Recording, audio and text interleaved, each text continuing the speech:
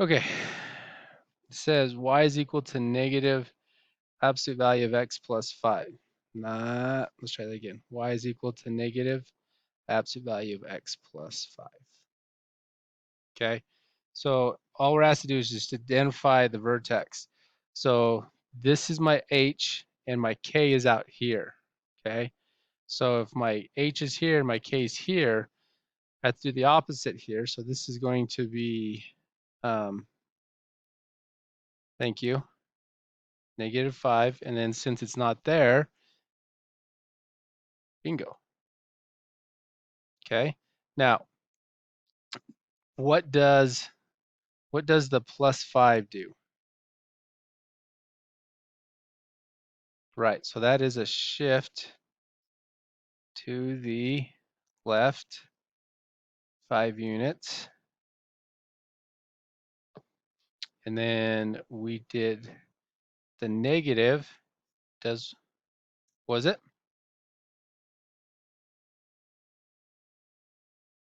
Over the x-axis.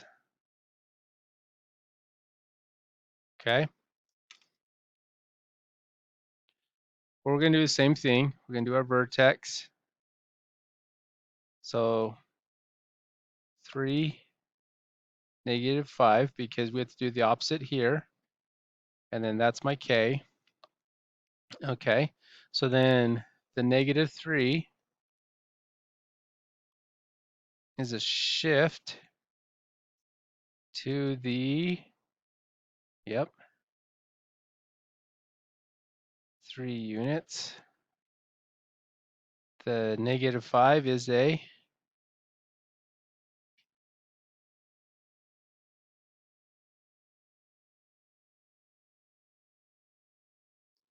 and then our 4, it's a vertical stretch.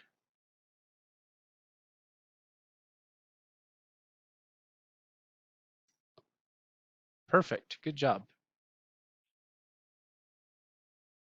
The question came up is how do I make it into a shrink? Well, for this one, we would go 1/4 out in front, and that would be a vertical shrink. So that was one of the questions that came up, and so we'd have to do that. Okay. All right, so we've got an ellipse.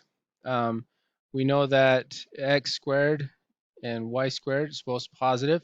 We have 25/9. We know that this is going to be a squared because it's the biggest value. We know this is b squared because that's a squared. This is a horizontal ellipse. Okay, and again, that's just, my thinking. I like to see what it is so I can make sure that when I go to my paper, I'm in the right spot. Okay. Okay, so it says find the center. So the center is here with the H, and there's not an H, and there's not a K. So that means that my center is at the origin of 0, 0. I got some head nods. I did good. Okay, now the foci is found as c squared is equal to a squared. C squared is equal to a squared minus b squared. So then I know that c squared is equal to 25 minus 9. And then, ah, shoot, I didn't pause it. 25 minus 9, 16. And then that means c is equal to plus or minus 4, right? Oh, I took the square root to get that. All right, so then my foci is h plus or minus c k. Well, h and k are both 0, so I'm just going to go plus or minus 4, 0. And you can write it as negative 4, 0, 4, 0 if you'd like, but again, it covers the same thing with plus or minus 4. Good? Sweet. Okay, since we have a difference here, and it looks something similar to an ellipse, but the difference tells me this is going to be a hyperbola. All right. I know that the y comes first and the x is negative, so therefore I know that it's going to be vertical. All right. We're asked to find the center, so we got to be a little bit careful. So the center, this is my h, so it's not positive 5, but a correct. And then here's my k. I have to do the opposite, so it's not negative 3, but positive 3. Perfect. Okay. And then it wants us to find our foci. So the foci again is h, k, plus or minus c. So we know that a squared here, so we know that we have c squared is equal to a squared plus b squared. We have c squared. A squared is 16. B squared is 4. So then c squared is equal to 20. Okay? Too fast? Okay. So then I'm going to take the square root of both sides. So I get c. And then over here, I'm just going to do a little side work. I'm going to go 4 times 5. Make it look like that. What's the square root of 4? So I'm going to have plus or minus 2 square roots of 5. Okay? All right. So then I'm going to go with negative 5, 3 plus or minus 2 square roots of 5. And that would be my answer. And then we're asked to find the asymptotes. Okay. So the asymptotes, I need my 8. What's that? Oh, and the vertices. Okay. Vertices. So let's do the a's. So a squared is equal to 16. That means a is equal to, because we took the square root, b squared is equal to 4. So that means that c is equal to 2. Not c. Why don't you guys stop me? That's b. There, now they can see it without a mistake. Anyway, so the vertices are h, k plus or minus a. So we're going to go with negative 5. And because it's a whole number, I'm going to simplify it. Okay, so I'm going to have 3 plus or minus 4. So I'm going to have negative 5. What's 3 minus 4? Okay, and then I'm going to have negative 5. 3 plus 4 is 7, right? Okay, got a head nod. We're doing good.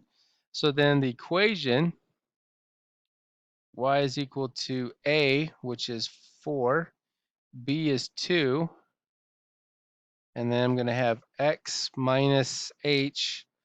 So I'm going to go plus 5 plus 3, right? Okay, so 4 over 2, 2. So then I'm going to have two equations. I'm going to have 2x, let's make it positive, plus 10 plus 3. So that's 2x plus 13. And if I do a negative 2, I have negative 2x minus 10 plus 3. So I have negative 2x minus 7. Those are my asymptotes. Sorry.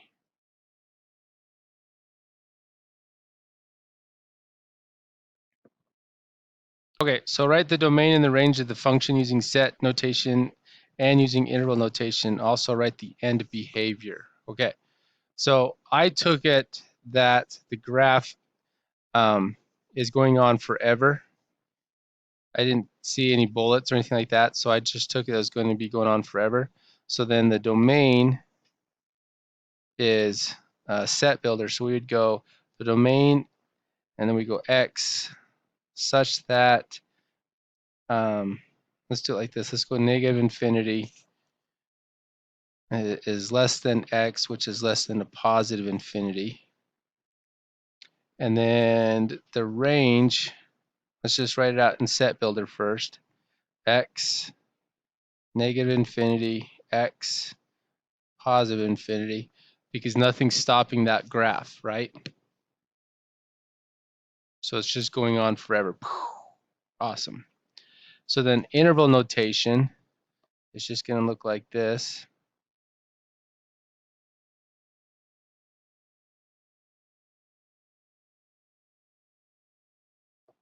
With the parentheses, and if it's equal to, it's going to be a nice square bracket. Okay.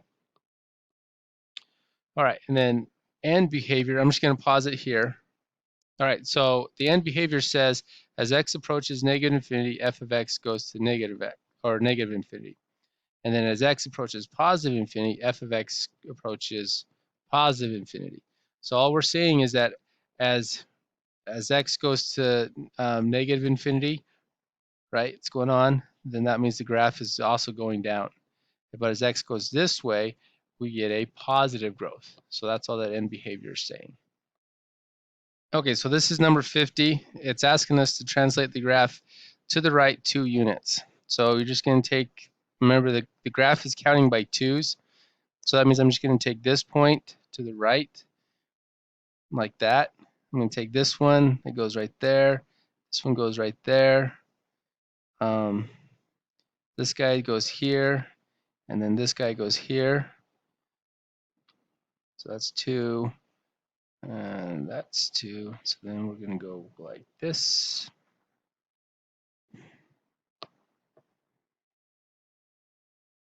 Just like that. Asked to look at 52 next. It says to stretch the graph vertically by a factor of 2. So that means we're changing the y's. And so if the y is 2 here, 2 times 2 is 4. So we're just going to make it go like right there. That's horrible. Okay, so we're asked to find the inverse. So first thing we do is we put the f of x as y. Then we do 2x3 plus 6. And then I had you switch the x and the y. So it became 2y over 3 plus 6. And then we solved for y. So I'm going to subtract 6. So we're going to kind of show a little bit of it. And then I'm going to multiply by 3 because it's in the denominator. And I'm going to distribute that 3 to that both terms in there. So I get 3x minus 18 is equal to 2y. Divide everything by 2. And I can either leave it like this, and that's my answer, or I can go 3x over 2 minus 9 is equal to, and then the last thing I really want to do is make sure that I include that it's the inverse of f of x. Okay? All right, so the positive values, we're looking at 47 and 48. Positive are the ones that all the values are above the x-axis. So we would say from negative 3, comma, to 1, comma, parentheses, because it's an interval. If it was a set interval, not if it was interval notation. If it was interval notation, then I would do the brackets. And then this last one's going to be 3 to infinity. So that's where it's positive, and then it's negative between negative infinity to negative 3. And then it's negative from 1 to 3. Okay? We've got to do the domain and range. So the domain is negative 4 to 4. That should be a bracket. My range is going to be from 0 And I'm out of time.